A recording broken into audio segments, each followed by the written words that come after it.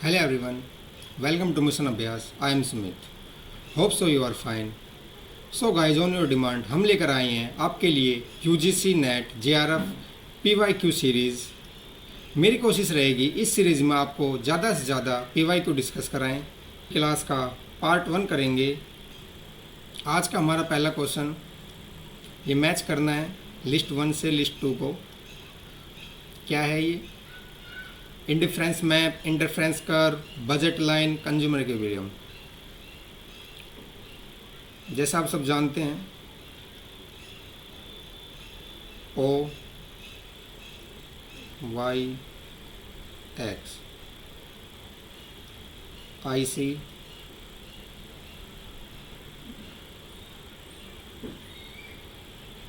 Budget line.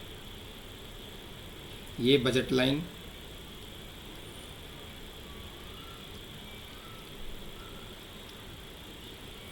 क्या कह रहा है? ये various combinations that a consumer can purchase.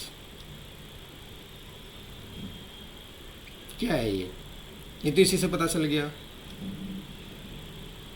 ए का थर्ड, ए का थर्ड, ए का थर्ड, ये कट गया, ये कट गया, ये कट गया। Be various combination of a two commodities providing equal satisfaction to consumer. इसको इंडिफरेंस कर्व कहते हैं।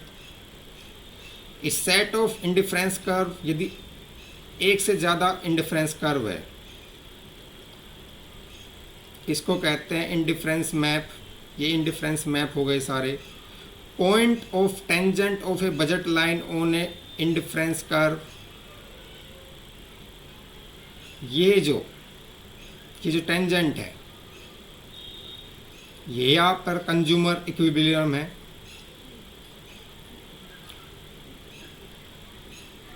उपभोक्ता का संतुलन। इस पॉइंट पर उपभोक्ता को सबसे ज़्यादा यूटिलिटी प्रोवाइड हो रही है, इसलिए इसे उपभोक्ता का संतुलन हो गया ये। चलिए हम अपने नेक्स्ट क्वेश्चन पे चलते हैं। Which of the following statements are true regarding Douglas production. आपको पता है alpha plus beta is equal to 1। इसमें जो वेरिएबल है इसको ये मानता है, ये कांस्टेंट रिटर्न टू स्केल। यदि alpha plus beta greater than 1, increasing return of scale. Alpha plus beta less than 1, diminishing return हो जाता है वो। अब ऑप्शन क्या है? जब ये वेरिएबल में रहता है तो ये period of production long period का रहेगा। शॉर्ट पीरियड में ये ऐसा कुछ होता नहीं है। Increasing rate of it based on increasing return of scale. Increasing नहीं होता है ये, क्योंकि इसमें अल्फा प्लस बीटा 1 होता है, तो ये CRS होता है, नॉट IRS। अब 1 है, इसमें 1 है, ये C नहीं हो सकता, तो C ये कट गया, C ये कट गया। इसमें 1 है और D, C ये भी नहीं है। आंसर आपका है 2। Next question. Which of the following method of selecting a strategy is consistent with risk averting behaviour. अब आपको पता है, आपके जो ये ऑप्शन है इसमें दे रखा है स्टैंडर्ड डेविएशन। ये स्टैंडर्ड डेविएशन, ये स्टैंडर्ड डेविएशन, ये स्टैंडर्ड डेविएशन, ये स्टैंडर्ड डेविएशन। आपको पता है रिस्क SD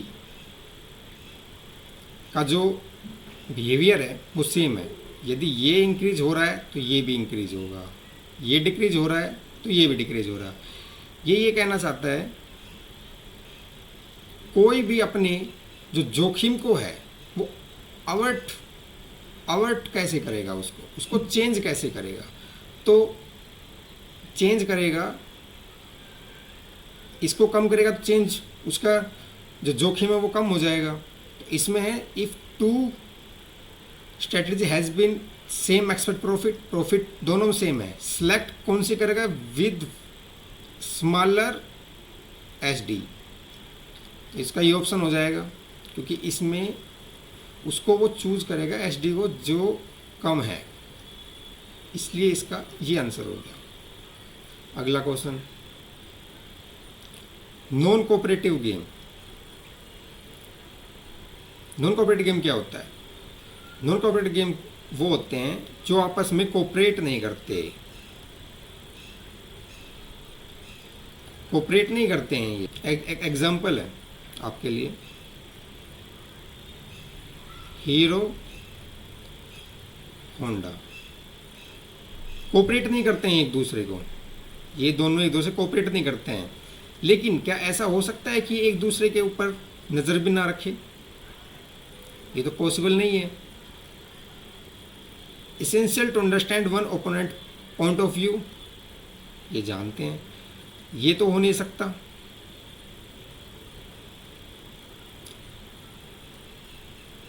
ये पॉइंट ऑफ व्यू मैच करते हैं और डिडक्ट करते हैं हिज रिस्पॉन्स अकॉर्डिंगली।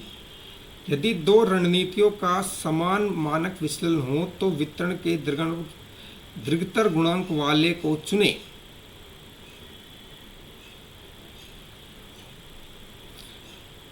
ये नॉन कोऑपरेटिव गेम है, मीन्स ये कोऑपरेट नहीं करते, लेकिन ये एक दूसरे के पॉलिसीज, एक दूसरे के ऊपर निगाह हमेशा रखते हैं, ऐसा नहीं हो सकता है। नेक्स्ट क्वेश्चन, मोनोपोली है ये, मोनोपोली का डायग्राम बनाया हुआ है, मोनोपोली मार्केट का। मोनोपोली मार्केट ये कह रहा है what is the price which charge under monopoly. Monopoly में कौन सा प्राइस होगा? आपको पता है MRMC, ये पॉइंट है, यहाँ पे इक्विलिब्रियम हो गया। अब ये इससे ऊपर चलो, जो ये पॉइंट जब तक डिमांड कर्व को नहीं छुएगा तब तक चलना है। यहाँ डिमांड कर्व है, यहाँ पर इसने टच किया,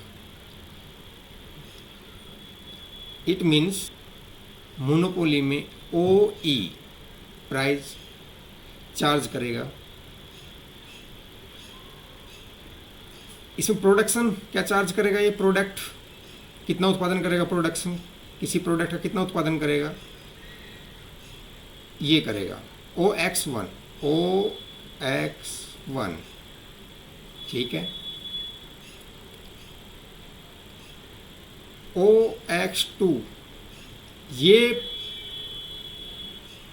कितना प्रोडक्शन है, ये तो नहीं करेगा ना। Next question, social efficiency level. Social efficient level of production क्या है? देखो, ये मोनोपोली OX1, ये मोनोपोली मार्केट में, ये मोनोपोली मार्केट में प्रोडक्शन है, ये इतना प्रोडक्शन कर रहा है। पर social efficient level of production क्या है?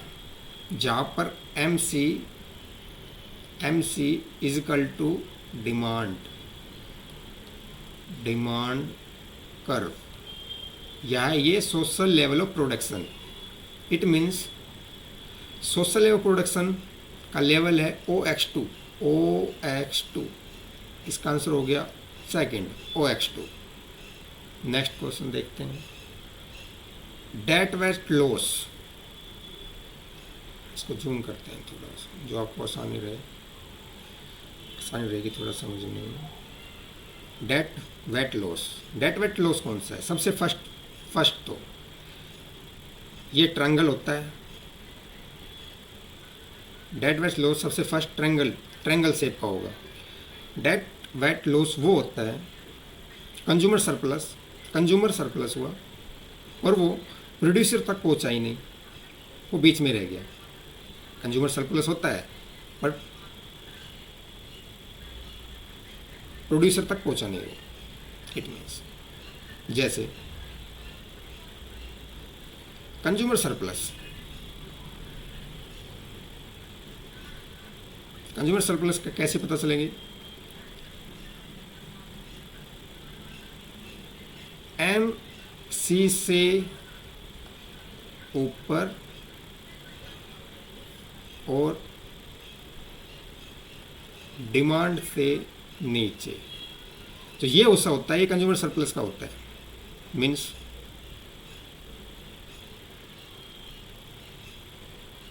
ये वाला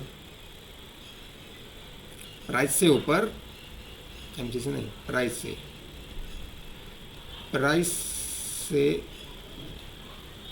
से ऊपर डिमांड से नीचे, ये कंज्यूमर सरप्लस है। ये हो गया। इसमें जो डेट वेस्ट लॉस है, ये ट्रायंगल ये है, ये बनेगा। इसमें ये वाला जो लॉस है, ये कंज्यूमर का है, और जो ये वाला लॉस है, ये प्रोड्यूसर का है।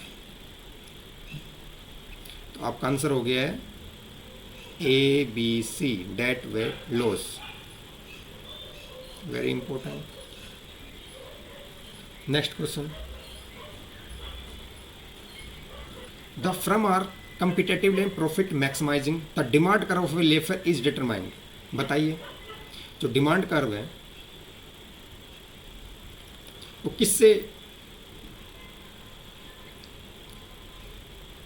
निर्धारित किया जाता है? डिमांड कर्व किससे निर्धारित किया जाता है?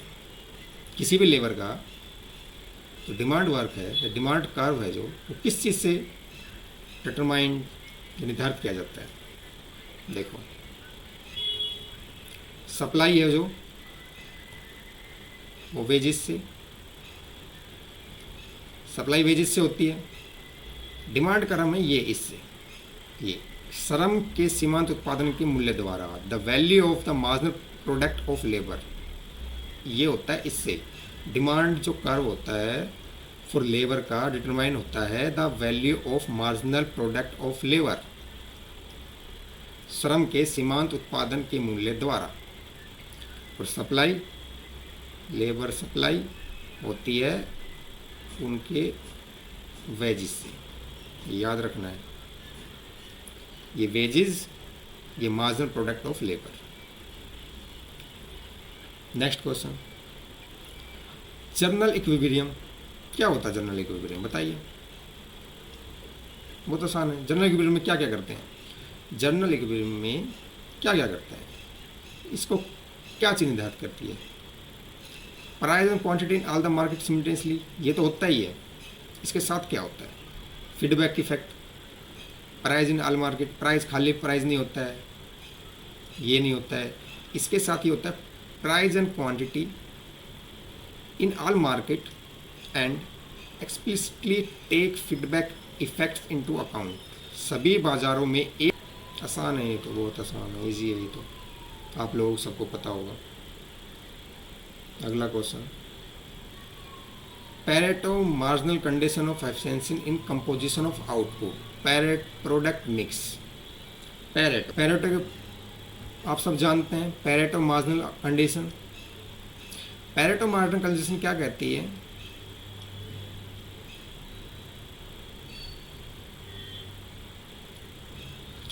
ये कहता है कि आप यदि आप एक को बेटर ऑफ करते हो, आप उसको तब तक बेटर ऑफ नहीं कर सकते, तब तक आप किसी और को नहीं दिला सकते, जब तक आप किसी दूसरे का नुकसान ना करा दें। ये होता है पैरेटो। क्या मांगता है ये? Marginal return, technical substitution, x, labour and capital. ये नो, ये एमआरएस तो मांगता है, ये MRS marginal rate of substitution. दो, इसका कुछ ऐसा होता है, ये ऐसे होता है, आपको थोड़ा थोड़ा याद आ रहा होगा। इंडिफरेंस कर्व बनते हैं।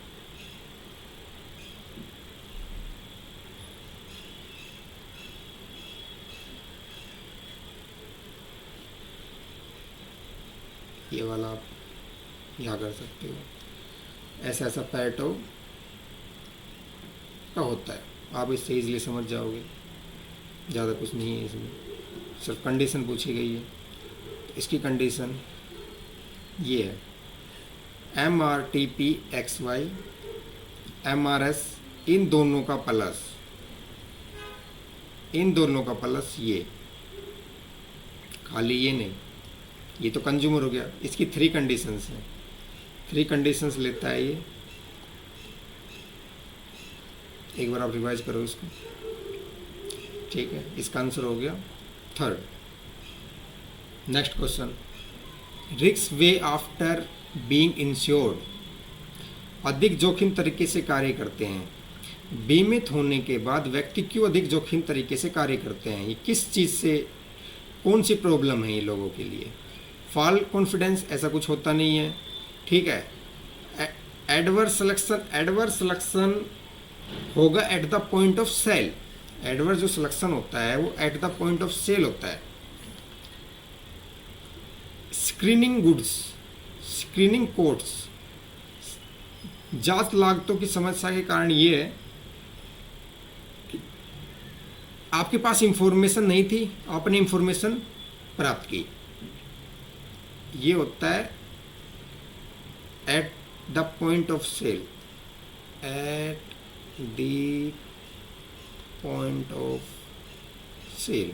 इसका क्वेश्चन हो गया जो रिस्क है, ये सीधा आप याद कर सकते हो इसको। ये मोरल हिजार्ड, नैतिक खतरों की समस्या के कारण, बाइक वगैरह के आप इसमें एग्जांपल दे सकते हो, bike, car, KTM car, Scorpio हो गई, इनके आप एग्जांपल दे सकते हो। बीमित होने के बाद व्यक्ति की अधिक जोखिम तरीके से कार्य करता है, नैतिक खतरों की समस्या के कारण। नेक्स्ट क्वेश्चन क्या कह रहा है ये? Economy for some time period investment was equal, investment I दे रखा है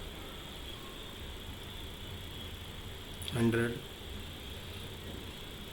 गवर्नमेंट एक्सपेंडिचर दे रखा है 75, net tax was for fixed 800, इसमें नेट टैक्स दे रखा है, मतलब स्मॉल टी नहीं दे रखा है, कैपिटल दे रखा है T 100, consumption was given by the consumption function, consumption function इन्होंने ये दे रखा है। तो क्या है level of equilibrium income Y?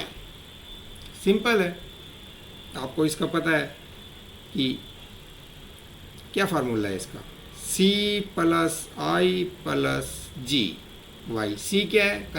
पूरा कंजप्शन फंक्शन दे रखा है आपको, इसने YD दे रखा है, मीन्स Y - T। I कितना है 100, G कितना है 75। इसको आप सोल्व करो, 25 + 0.8 Y माइनस ये 100 है, ये 100 तो ये 80 हो गया, प्लस 175 ये Y, अब Y आ रहा है ऐसा था आपकी ना। अब 25 175 200, 200 में से 80 गए तो 20, Y - 0.8 Y = 120। इस तरफ हो गया 0.2 Y = 120, Y = 120.2 10600। It means what is the level of equivalent income? 600, option 2। Next question देखते हैं, इसमें क्या निकालना है? What is the value of government expenditure multiplier, मतलब डेल्टा Y डेल्टा G। इसका फार्मूला क्या होता है? 1/1 - MPC। MPC ये है, इसको पुट रख दो, इसमें इजी है, 0.8 1.0.205 5 आंसर। हाँ, एक चीज़ है, यदि क्वेश्चन में लिखा होता नेट टैक्सेस है वर फिक्स्ड, ये है कैपिटल टी। सपोज करो इसकी इक्वेशन होती, जो दे दिया टी ए की एक इक्वेशन होती 100 माइनस 0 पॉइंट, ये देखो इससे कम है, इससे कम आएगा, 2 ले लो y, ये इक्वेशन होती। अब इसका फार्मूला बनता 1 minus M P C bracket 1 minus t, तो 1 minus M P C 0.8, 1 minus 0.2, फिर ये ऐसे होता, फिर इसमें ये सॉल्यूशन लगता यदि ये कैपिटल टी ए इक्वेशन में होता। तो ये अपने फंक्शन, ये कंज्यूमर का दे रखा है तो कोई दिक्कत नहीं है। तो एक्सपेंडिचर मल्टीप्लाई हो गया आपका 5, ये याद कर लेना, ये क्वेश्चन इजी रहेगा आप लोगों के लिए ना। Next question, what is the value of the tax multiplier, इसमें डेल्टा वाई डेल्टा टी, इसका क्या होता है, इसका बहुत इजी है, फार्मूले याद करने हैं आपने, फार्मूले रखो, पुटअप रखो, इजी है। C 1 minus C means minus M P C 1 minus M P C minus M P C minus 0.8, 1 minus 0.8, 0.8 minus का 0.8, इसका मान 0.2 माइनस के 4, आंसर है माइनस के 4। ये हो गया what is the value of the tax multiplier. आपने देखा एक हम पिछले 6 क्वेश्चन किए हैं, पहला मोनोपोली, उसके 3 क्वेश्चन सेम थे। आपको यदि थोड़ा सा भी मोनोपोली मार्केट स्ट्रक्चर के बारे में पढ़ा है, 3 क्वेश्चन आपके हो जाएंगे सेम। ये 3 क्वेश्चन आए, बहुत सिंपल, फार्मूला लगाओ, पुटअप करो, आंसर आपका। तो ऐसे क्वेश्चन भी आते हैं। तो स्टूडेंट्स, आज का next question, an increase in money supply will increase the demand for goods and services by, मांग आपूर्ति में वृद्धि किस प्रकार वस्तुओं और सेवाओं की मांग में वृद्धि करेगी। आपको सभी को पता है, एक डायग्राम थोड़ा ज़्यादा ही खतरनाक बन गया है।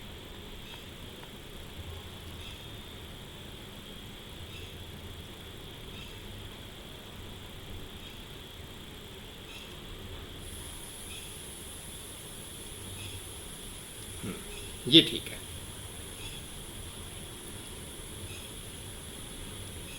मनी डिमांड,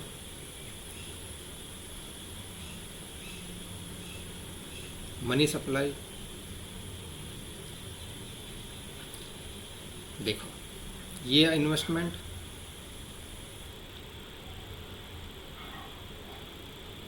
ये इंटरेस्ट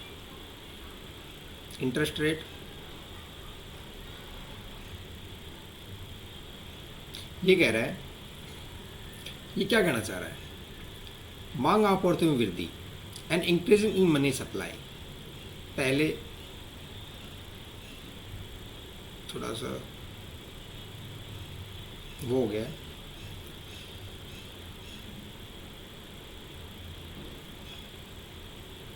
ये आर लो, ये आई लो, ये इंटरेस्ट रेट थी, ओ आर इंटरेस्ट रेट थी, ठीक है।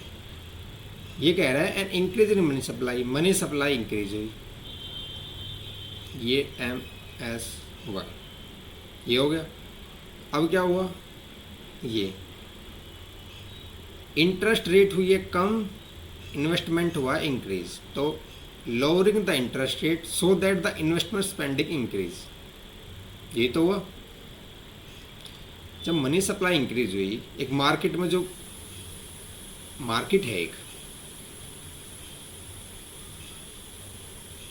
मनी डिमांड दे रखा है, मनी डिमांड इंक्रीज नहीं हुई है, मनी डिमांड डाउनवर्ड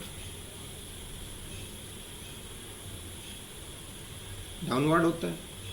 सप्लाई ये हो गई, पहले रेट ऑफ इंटरेस्ट इतना था, ये इन्वेस्टमेंट हो रहा था, अब कम हुआ तो रेट ऑफ इंटरेस्ट कम हुई, ये इस तरफ जब मनी सप्लाई इंक्रीज हुई तो ये शिफ्ट हो गया, ये इस तरफ आया, यहाँ पे रेट ऑफ इंटरेस्ट कम हुई, इन्वेस्टमेंट इंक्रीज हो गया। तो ये आपका answer 2, lowering the interest rate so that investment spending increases, ब्याज दर को घटाकर ताकि निवेश व्यय में वृद्धि हो।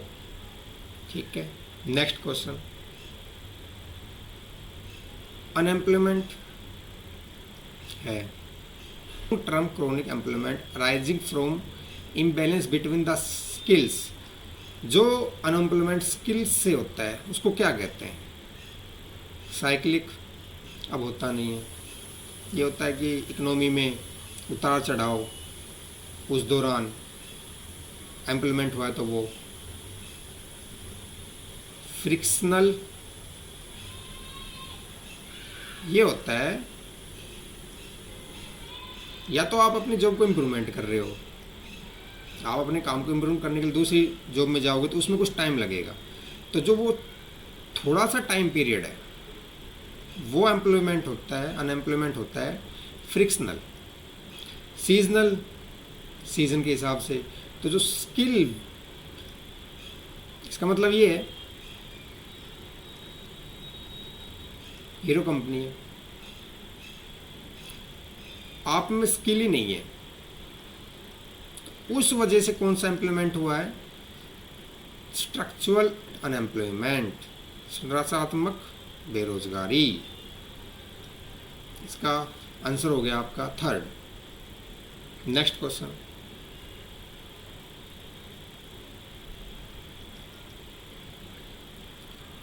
देखो, इनकम कम हुई, कंजम्पशन कम हुआ, बट कितना हुआ? Proportionately less than the decrease in income. पर जो कंजम्पशन जो कम हुआ है वो इनकम के अनुपातिक रूप से कम हुआ है। The consumer desire to sustain previous standard of living, वो अपने स्टैंडर्ड को, प्रीवियस जो पहले उसका स्टैंडर्ड था इनकम गिरने से पहले का, इनकम फॉल से पहले जो स्टैंडर्ड ऑफ लिविंग था उसको मेंटेन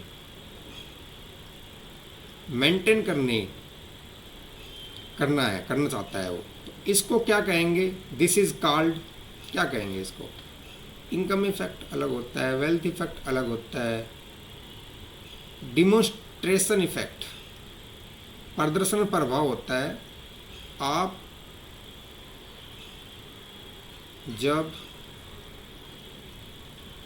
किसी दूसरे को देख कर अपना कंजप्शन इंक्रीज करते हैं,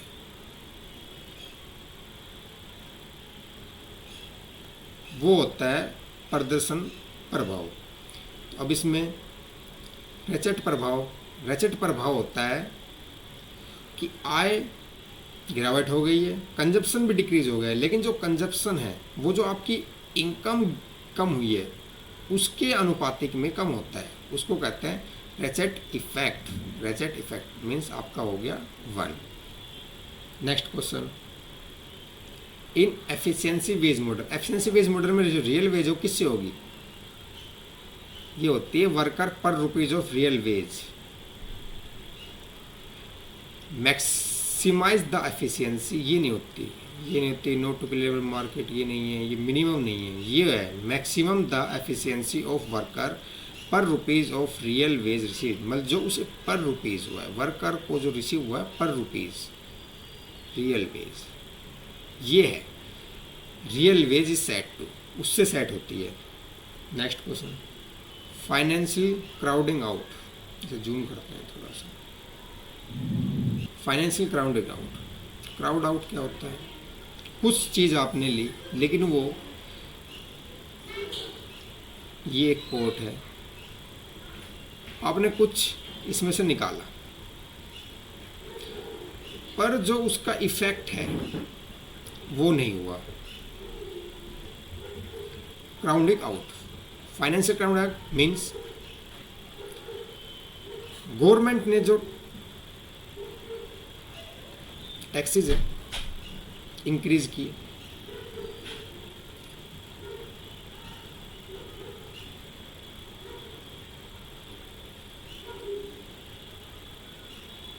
टैक्सेस किए इंक्रीज, पर जो एक्सपेंडिचर होना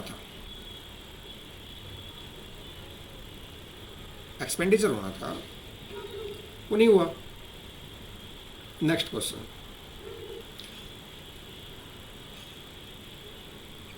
फाइनेंशियल क्राउडिंग आउट, गवर्नमेंट ने बोरो लिया आपसे, गवर्नमेंट बोरो करेगी तो government borrow drive, but the government borrow can not be use in private investment. सरकार जो उधार लेती है उसका निजी निवेश के लिए उपयोग नहीं किया जाता। इसका आंसर ये है। इसका मतलब फाइनेंशियल क्राउडिंग आउट का मीनिंग ये है, फाइनेंशियल क्राउडिंग आउट का मीनिंग ये है, टैक्सेस इंक्रीज करे, गवर्नमेंट के पास पैसा गया, ऐसा आया, उसने जो इन्वेस्टमेंट की